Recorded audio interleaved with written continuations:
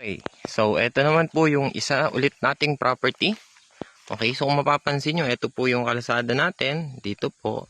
Then, ito naman po yung kalsada. So, nasa kanto po siya, ito po yung property natin.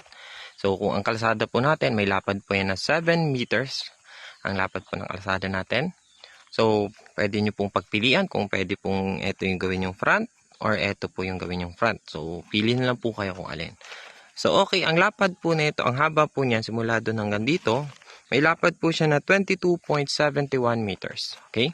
Then, sa part naman po na ito, meron naman po siyang 19.20 meters. Okay?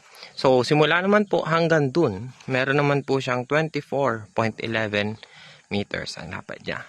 Then, simula naman po hanggang dun, meron naman po siyang 20.90 meters. Okay, so ang lupa na po ito, kung mapapansin nyo, pantay na pantay po siya, malinis na ang ilalim. Meron po itong 500 square meters na laki. So meron po siyang 1, 2, 3, 4, 5, 6 po na nyog. 1, 2, 3, 4, 5, 6. Okay, so ang kagandahan po nito, meron din po siyang puno na malaki. So ayun po yung puno na malaki niya. So ang kagandahan, nasa gilid lang po yung puno na malaki.